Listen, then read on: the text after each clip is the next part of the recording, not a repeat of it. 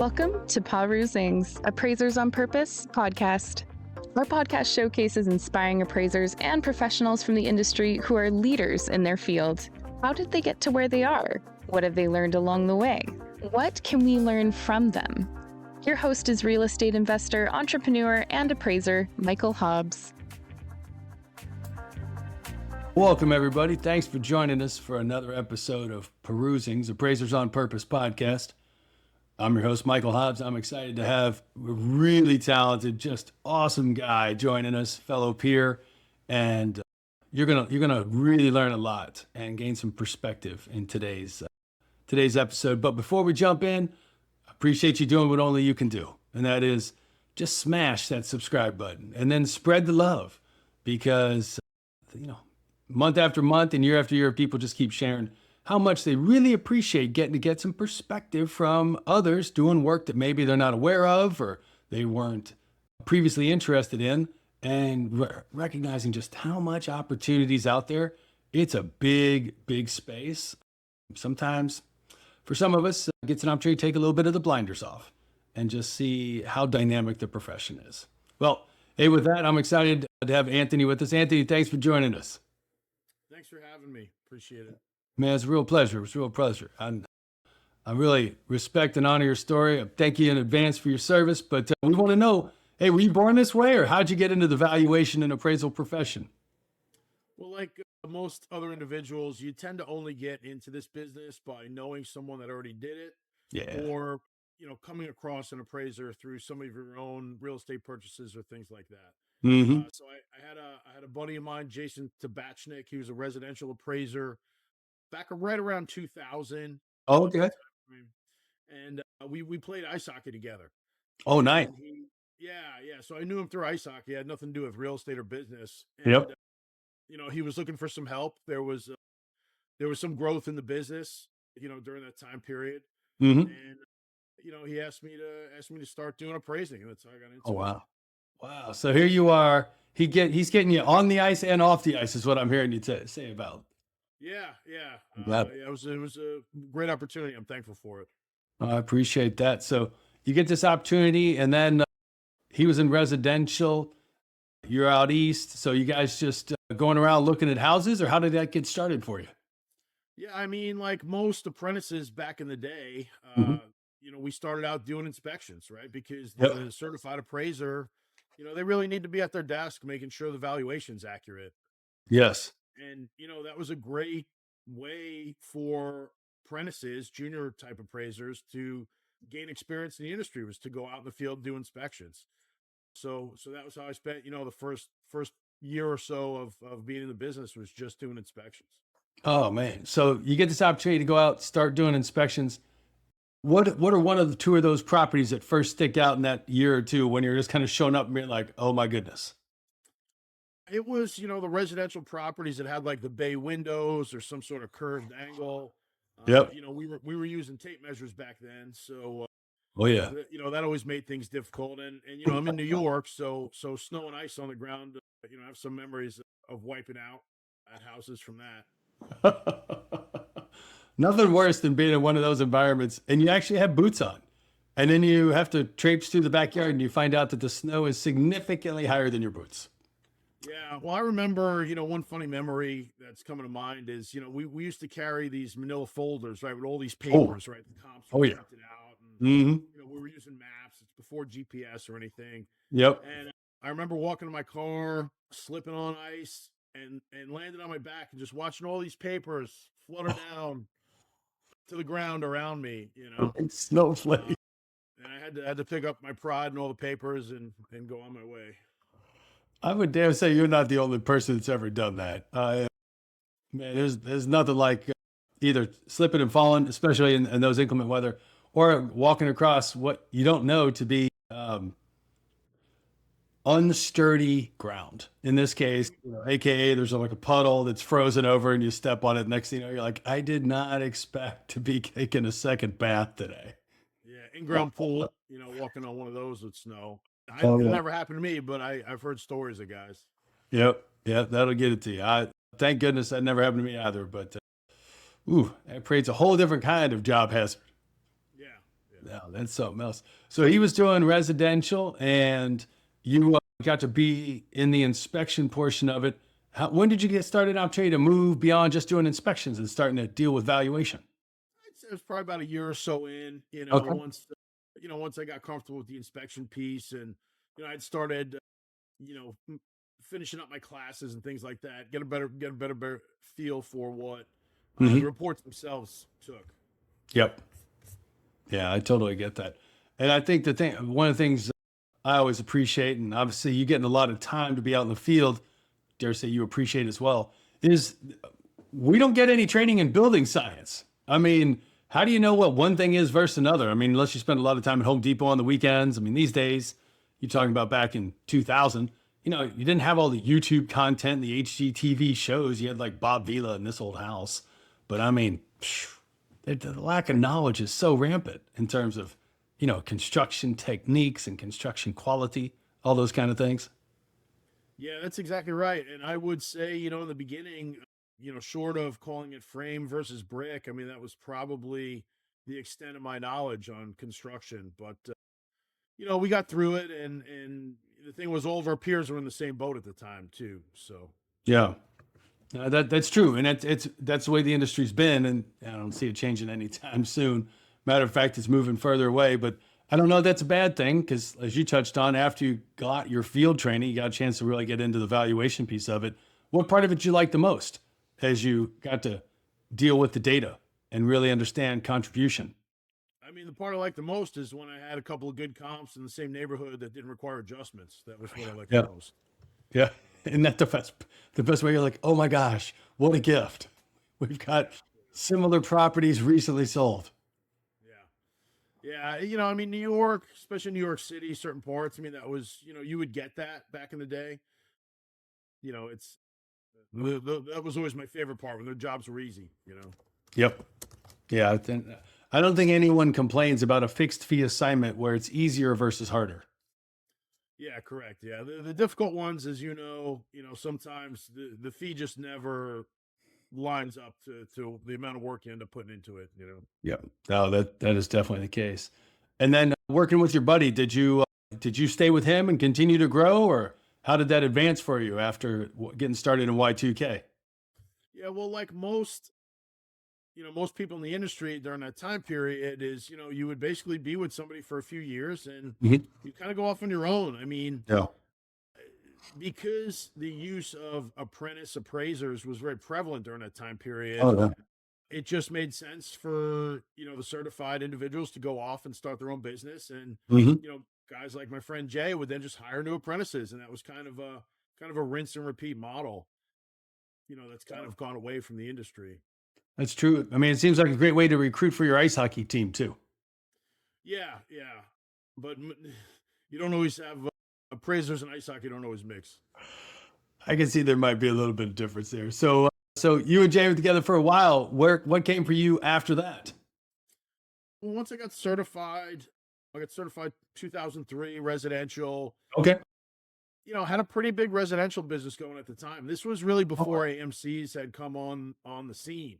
Yes. And I had a couple big clients here in New York, and I had a dozen or so appraisers working for me at the time, and we Congratulations. had a pretty good business for a couple of years. Yeah. And then all of a sudden, somewhere around 2004 timeframe, Hmm. all of a sudden AMC showed up, and we went from being a very small group of approved appraisers to being one of hundreds that are signed up with Yep. an AMC.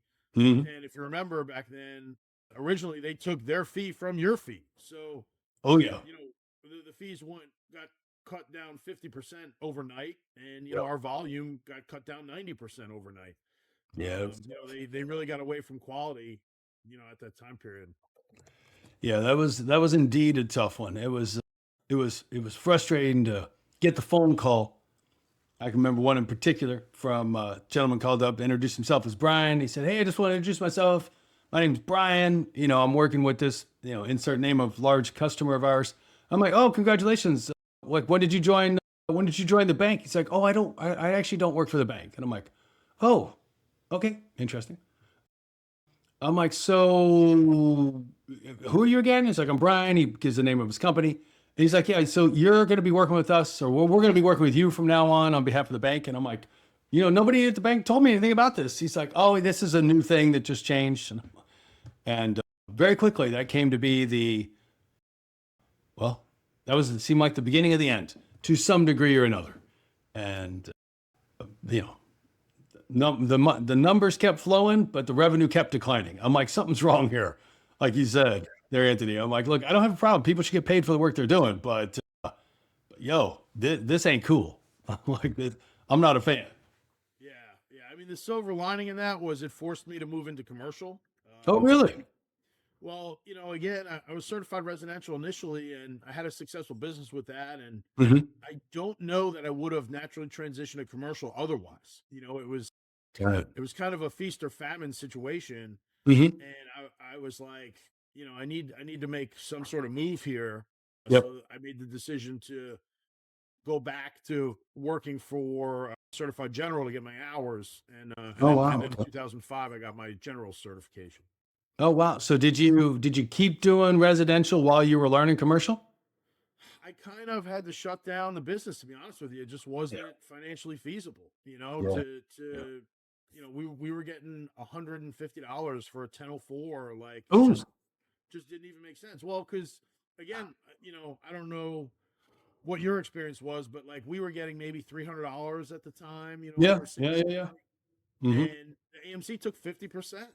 You Yeah. know, so it was just like it doesn't even make sense for me to do this, and I went to go work for a general appraiser on narratives, and I would make more money than if I did running a business, Yeah. So that was kind of the beginning of the end of the residential, appraisal industry, really. Yeah. It was some tough times, especially when you saw how suddenly the concept of the appraisal fee now incorporated a transfer of the cost that previously was borne on the client side, say the bank. Now it gets transferred outside of the bank and attached to the appraisal report as part of the appraisal fee. It's like, that's not really what it is. But look, it's similar in so many different industries. It's just a matter of it's the total acquisition cost of the product as opposed to a specific piece. Yeah, and then you find out the homeowner's paying $600 or $700, Yep. in their closing costs for the appraisal. It's like, oh my god, Mm-hmm. you know. That's tough. Yeah, I So, mean it's transitioned a bit now. I think for we don't do much residential work these days, but I think it's gotten a little bit better for residential appraisers with fees. mhm. But the big reason we have a shortage is that apprentice appraiser system, they want the certified appraiser doing the inspections, and it's just Yeah. completely decimated our training program. Wow. It's been real tough. That whole restriction in the ability to practice business in the name of supposedly things getting better. That is definitely challenging. What for you in making the investment to become a commercial appraiser? You end up moving away from the residential, and then I heard you say that you invested, in working with a commercial appraiser and really learning the approach. Was that more of a generalist training, or would you specialize in one or two asset types? So it was a little bit more of a generalist, especially in the beginning. New York City has a lot of multifamily properties, so I got experience with that. Yep. And Long Island was very suburban, so I got a mix of office, industrial, retail. So Sure. it was pretty well rounded, when I Mhm. was coming up. So that worked out pretty well. Oh yeah. Given that you being in the city, did you do a lot of subsidized work as well? It's part of the mix, but a lot of the subsidized stuff is bigger Yeah. properties, which go Oh, to typically the bigger appraisal firms. absolutely. So I would say we were more of a boutique type firm, doing the smaller Mhm. regional bank type lending. Yep. No, that's where the bread and butter is. I mean, there's just so many properties at that level as opposed to it's like a pyramid. Like you said, the bigger properties go to the bigger firms, understandably so. Different data sets, but as opposed to all the street level retail, the little, 8 unit properties, or little 12 unit properties, or 3 unit, retail strip or what have you, single story industrial property. completely the case, Anthony. That's definitely the case. So, did you similar trajectory with commercial? Did you start out just inspecting properties first, or did you go first into research and analysis? How'd that go for you? It was more of a mix in the beginning because I had already had experience. I was already certified residential. So Yeah. I kind of jumped right into the cradle to grave model, where Okay. we would do the full inspection, type Yes. up the report, make revisions for my supervisor and Mhm. we would submit it. And during that time period, I remember having to go get the Polaroid pictures developed and then pasting them with double-sided tape into the paper reports. Yeah. Yeah. So we were still the MAI I was working for at the time was still doing that in the early 2000s. That sounds very familiar. Oh man, keeping Scotch tape in business, right? Yep, yep. And the in the overnight photo development places and everything else. Oh my goodness. Wow. So because you got an opportunity to start out and take the cradle to grave approach on the assignments, were you using the old Word Perfect back in those days, or was that some Microsoft time? You on the typewriter? You going old school? It was Lotus. Lotus Notes. Yeah, it was Lotus one, Lotus, two, three.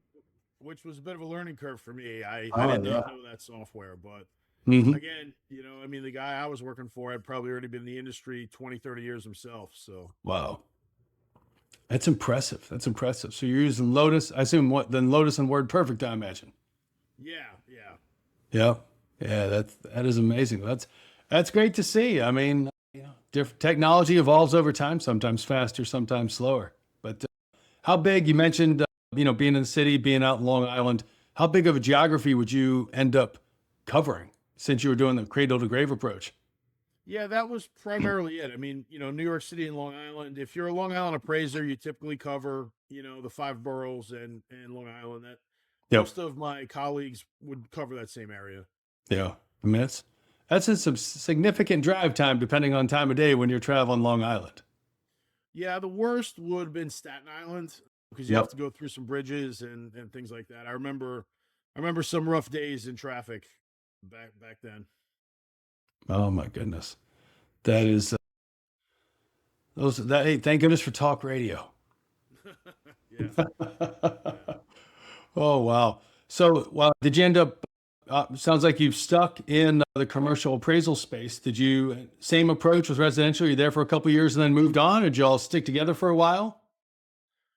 So I right around this time, so I got certified general in 2005. I joined the Air National Guard, U.S. Air Force, in 2004. Oh, really? Yeah, Okay. so that started to take some of my time, and I was on military orders for training for a while. So I was kind Mhm. of moonlighting as a general appraiser during that time period, and then I deployed to Iraq in 2006, 2007. Oh, really? Okay. And when I came home from that deployment, I was largely unemployed, right? So if you're in the National Really? Guard or Reserves, when you're on military orders, you're making a full-time salary, active duty salary. But Yeah. when your orders are come to an end, you're back to your civilian life.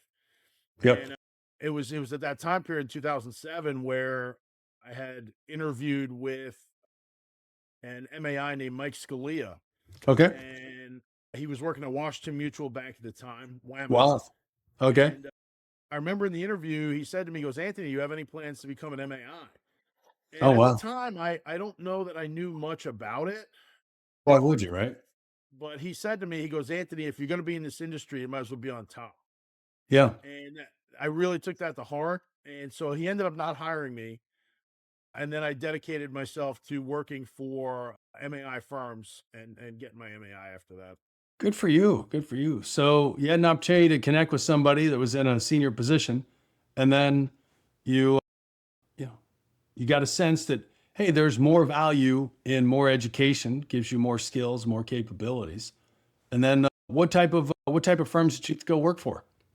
So again, I sought out specifically MAI firms. I had Mhm. found Rogers and Taylor here in Long Island.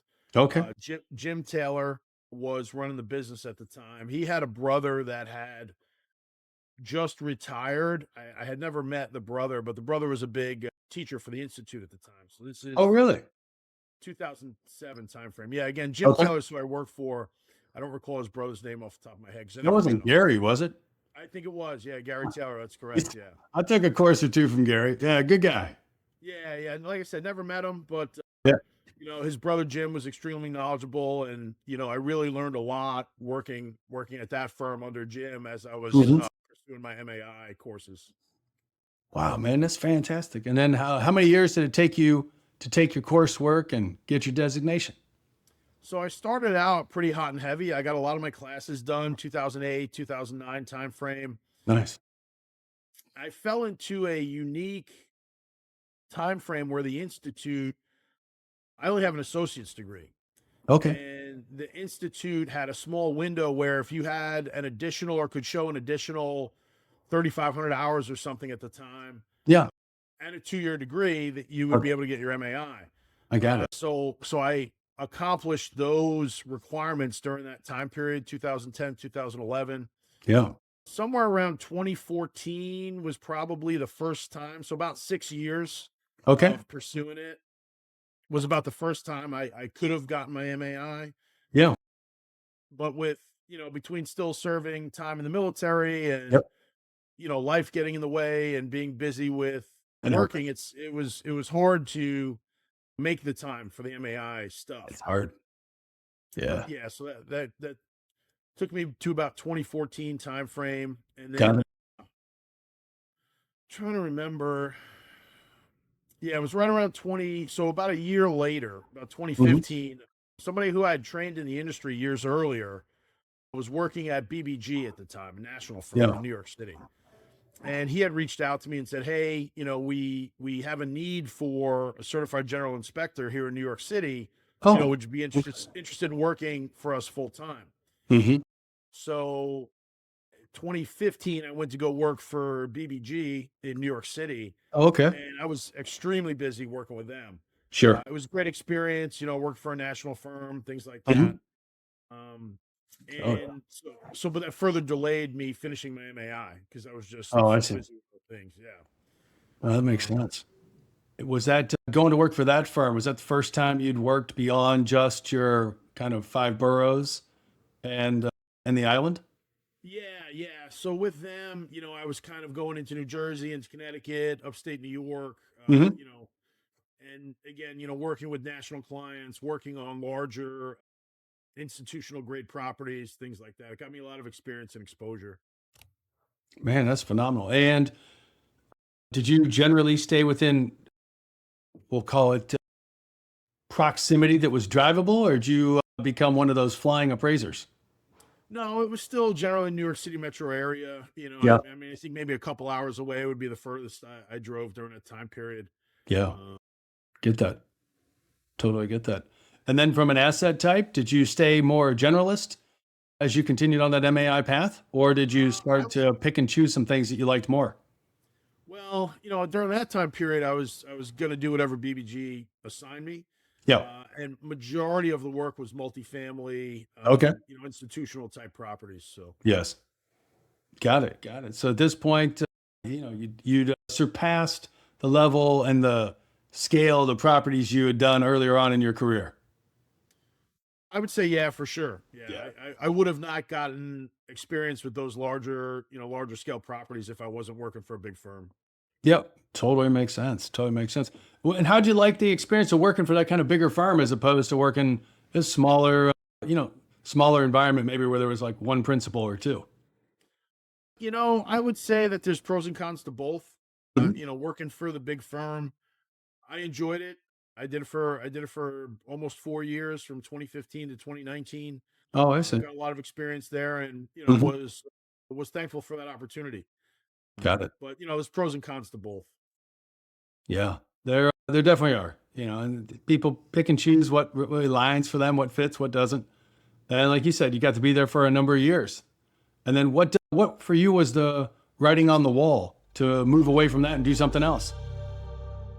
80% of all businesses fail within 5 years, according to the US Census Bureau. With so many roles and responsibilities that must be managed and have nothing to do with appraisal reports, is it any surprise that it's hard to keep up?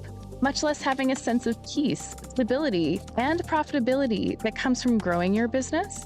Given all of this, you might already be thinking about exiting your business one day. Don't miss the limited opportunity to work with Michael, a real estate expert and professional coach.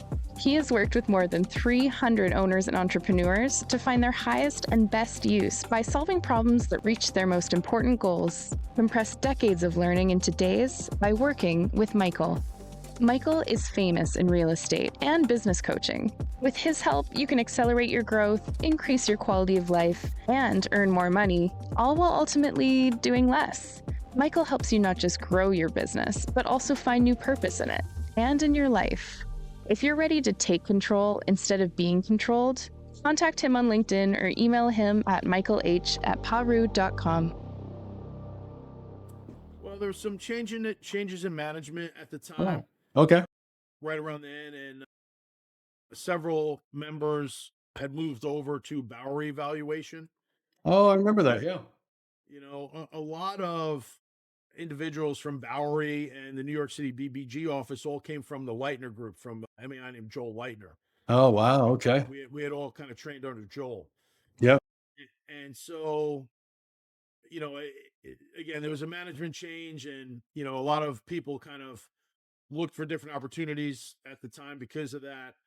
And for myself, I was getting a little tired of like running around the city, Yep. pretty regularly for 4 years, so I was just fine with kind of going back to being an independent appraiser. Yes. So that was 2019 time frame, and then COVID hit right after.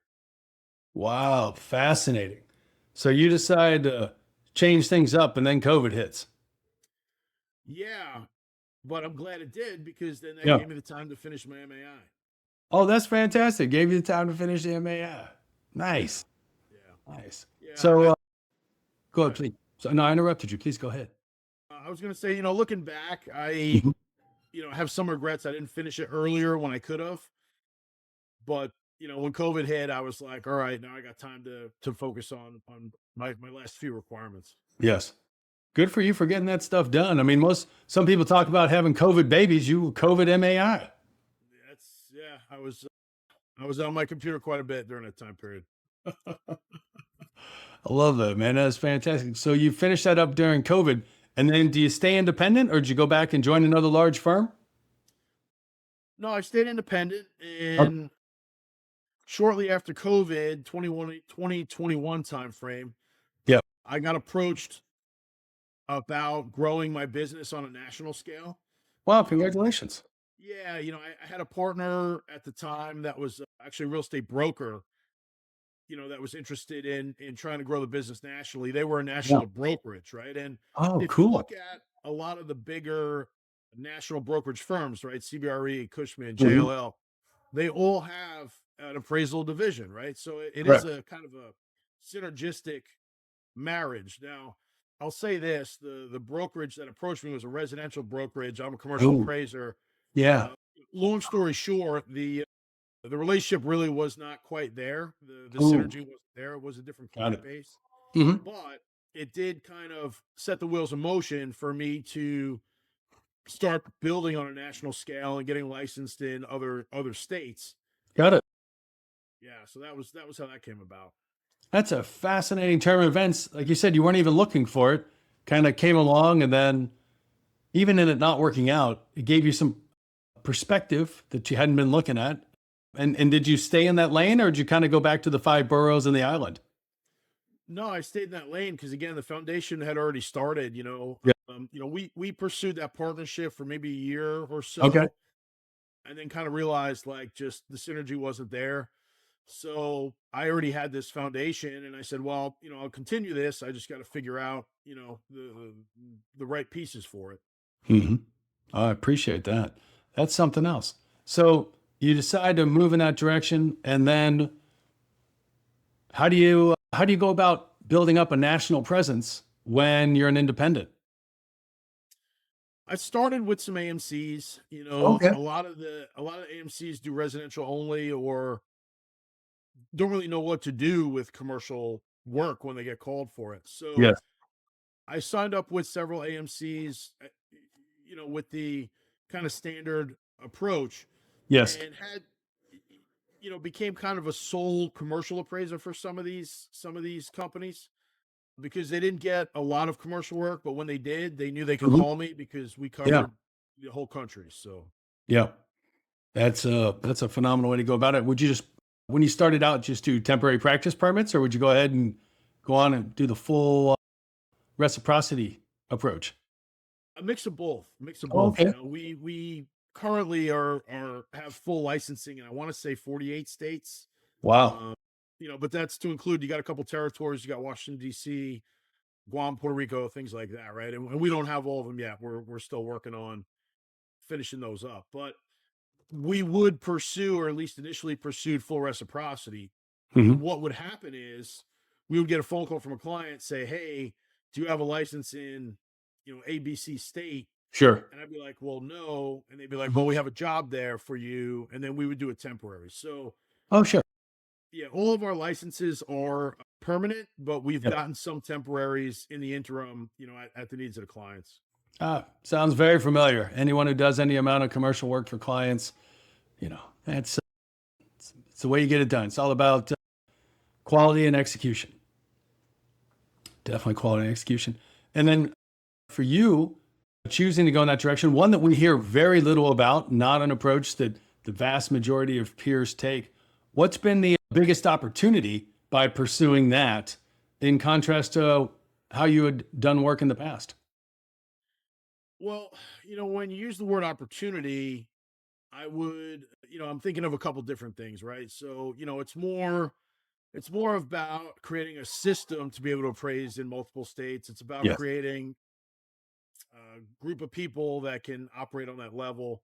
Mhm. So, I don't know if opportunity is the right word. I'd almost use challenge as probably a better Well, that was word. going to be the next question I asked you, Anthony, but I thought I was giving you the easy one first, Yeah, yeah, about being an opportunity, about being in multiple states, as opposed to the flip side of that is there are challenges.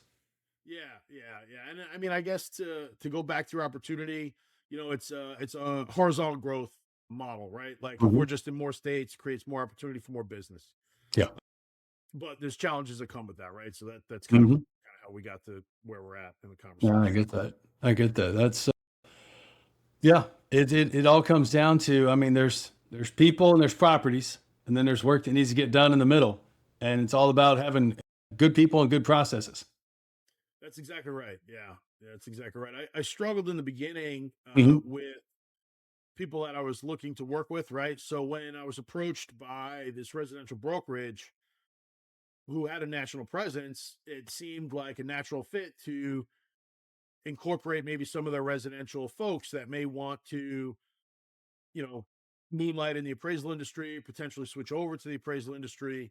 They Hmm. all kind of had a foundation of knowledge, but like I said, the synergy wasn't there because they were mostly residential. So, or I should say, they were 100% residential. So Wow. the interest in them switching over to the commercial appraisal business was not really there. Yeah, yeah, it's a pretty common response. Like you, decades later, still hear very similar response from different people, and it kind of goes on that way. It's so as you've had that opportunity to continue to do work nationally, what property types do you tend to enjoy working on more than others? Well, when we use the term enjoy, I mean, I come back to what I said earlier: the jobs that are simple, have good data, you know. But of course, that's that's never that way. There's always some curveball, some obsolescence, some Hmm. scenario we have to come up, some thing to solve. I would say we prefer multifamily because they're Yeah. pretty straightforward, but Yes. we're proficient in everything, office, industrial, retail. We do some litigation stuff. I obviously Oh, handle okay. that myself Yep. personally. But yeah, that's a lot of the Main Street millionaire type properties, all local businesses. That's Hmm. the niche that we tend to fill. And there is a significant quantity of those properties for the Main Street millionaires. Yeah, without a doubt. Yeah, I think for those people that kind of get locked into the perspective of property appraisal for purchase, they don't realize there's so many other needs out there around property valuation. Yeah. We found ourselves maybe it's New York City, I don't know. But we got a lot of calls for cost segregation work where Oh, we yeah. don't do the cost segs, but they need the land value done by a Yeah. certified appraiser. So we've run into a bunch of that work. Again, some Nice. litigation stuff. Tend to get a lot of work from nonprofits. Anytime a Really? nonprofit's going to sell a property. Yeah, I actually just got a call today from another Okay. organization. So anytime a nonprofit is transferring property, it's got to get approved by the Attorney General's office because they're tax exempt. Oh, yeah. So Fascinating. yeah, so we get a lot of work for that. Yeah.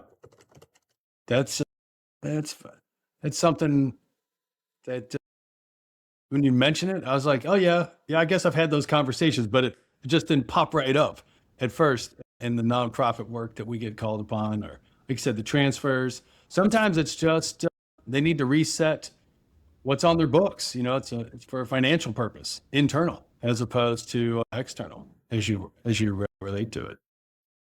Yeah. And that's something else. So as you look at where you're at now and you have this opportunity, the importance of people and process, how do you continue to be competitive with other firms that might try to say they do the same thing, but clearly, I mean, you're a talented guy with good people. How do you continue to keep that edge sharp?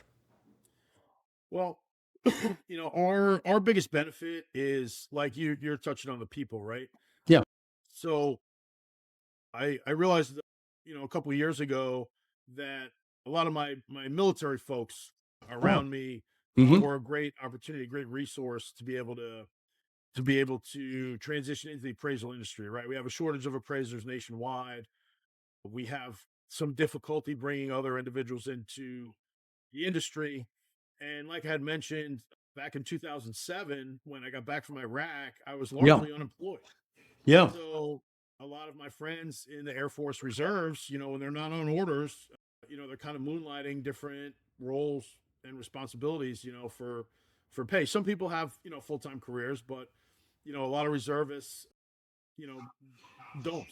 So I've been able to transition a lot of my contacts in the military over into the appraisal industry. So that's been part of us kind of having an edge is I have a lot of really high quality individuals that are really hard workers. Wow, that is, man, that is great to hear. And kudos to you for the resourcefulness. Like you said, coming back, having served the country, and yet being unemployed and being like, okay, what am I going to do now? And then looking at that opportunity to other people have a similar experience and you creating a pathway of employment for them. Obviously, they're talented, capable, hardworking, smart, and, get an opportunity to get them in an industry like this. Yeah, much like my conversation with Mike Scalia, Mhm. I had during COVID through the military had volunteered at a COVID hospital in New York City and worked there with several individuals from my military community Yeah. during that time period. And one of the individuals was a pararescueman named Joey Barajas. And Joey Okay. and I worked together, managed a large team, and were very successful working in that environment. And pa- these individuals are all combat medics, so they have a medical Oh, okay. background. Hmm. So that's how we were working in the COVID hospital. Yes.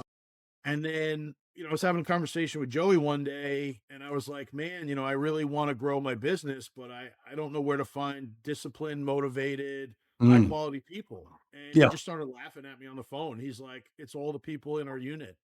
Wow. Uh, yeah. Wow. So that was, that conversation, that comment was like a light bulb that went off. I love that.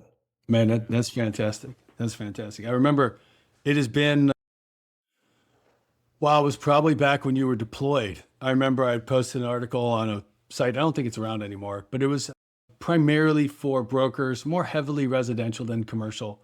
And one of them was around the value of working with people that have already been, that their history already demonstrates their capacity to perform. And I was obviously referencing my own family's military service history and learning that perspective and then getting to work with people that are just brought up in that. And it's just a night and day difference from someone who hasn't had that training and that and sense of community and also that accountability. and versus those that do. And clearly that's what you're pointing to. And I, first of all, appreciate you and all the people on your team that are in the service or have been in service to the country, but more importantly, bringing them to the industry. I think that's a fantastic contribution. Yeah, thank you. It's been exciting, this transition over the last few years. We're not exclusive to that. I do have one individual works for me. He had nothing to do with the military. He found me on LinkedIn, and turned out to be a really, really hard worker. So I won't say that military is the only place you're going to find really high quality individuals. Of course. For me, it was a source that I was familiar with. Yes. To be able to access these types. And in respect for your skill, your experience, and your training, you're not just speaking to people that have only gone through, say, basic training or officer candidate school. Like, you're talking about pararescue. I mean, that's a whole different level of training and results when the stakes are high. Yeah, one of my favorite stories about pararescue men, and these are combat medics that go out and augment Navy SEAL teams, Army Green Beret teams, just very, very high quality individuals. Mm-hmm. Alexander Scott, pararescue man I worked with in New York, he's also a doctor now. When Scott was at pararescue selection, there was 100 individuals there, trying out. Yes. And he said the commander stood up and said, statistically, only 3 of you are going to graduate. Ooh, really? And I said to Scott, I said, well, what did you do? And he goes, I started looking around. I said, for what? He said, to see who the other 2 were going to be. Oh, I love that. Oh my gosh. That's your guy. When you think about a mindset like that, Yep.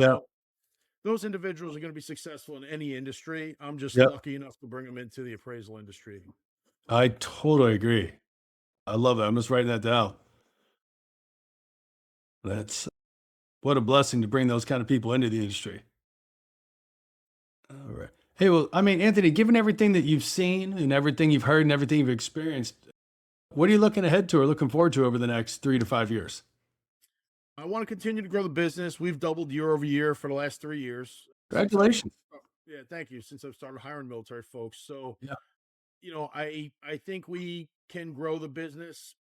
We could double it probably 2 or 3 more times. That's great. In the next 3 to 5 years, I think, with there being a shortage of appraisers, many of our colleagues kind of looking towards retirement. Mm-hmm. Very few people coming up behind us. We are our company in particular is positioned very well to take advantage of the industry over the next few years. Love that. Yeah, that is absolutely fantastic. Anthony, I have no doubt that there are going to be some people that hear this and they might be interested because of their background in an opportunity to see if they might measure up to join your team as it continues to have such a positive impact and growth. How do people find you? So, I'm available on LinkedIn. Our website, mavenvaluation.com, is also somewhere they can go to that, there's a contact form on there. Yep. We're not that hard to find. If you Google Maven Appraisals, you're gonna find us pretty quick. Yep. Totally love it. And friends, Anthony is not just someone who served the country, not someone just in the appraisal industry, but he's also a talented real estate investor. And we will have an opportunity for another segment when we come up in our special season to hear from him on that one. So this is the first of at least 2, maybe more than that, wonderful inside segments where we get to learn from each other and see how to apply some of this great knowledge. Anthony, I really appreciate you joining us. Oh, thank you for having me. It was an honor. It's a pleasure. And I really appreciate what you're doing, the path that you're making for other people and the future that you're creating. Great. Thank you for your support. Wonderful. Friends, hey, thanks for joining us. I knew you'd like it. Make sure to double like, comment, and of course, to thumbs up there for Anthony and what you learned in this. What a wonderful perspective, one we haven't heard of in over 12 seasons, and just goes to show you there's always something, sometimes a lot of things that we get to gain some insight on, some perspective with, and maybe inspiration from. Definitely all of those here with Anthony. We appreciate it. Till the next episode. Thanks for listening to this week's episode of Perusings, Appraisers on Purpose. We hope you enjoyed learning from the amazing professional paths and achievements of our beloved guests. Before we go, please subscribe on your listening channel, Spotify, LinkedIn, YouTube, and other podcast channels to hear more from appraisers and valuers regarding their life and their work. After you drop a comment below, who is one friend and peer you can generously share this episode with? If you have any suggestions or questions for future episodes, we'd love to hear from you. Just send us a message on LinkedIn and we'll be sure to get back to you. Thanks again for listening, and until we're together again for the next session of Perusings, Appraisers on Purpose, create the change that you seek.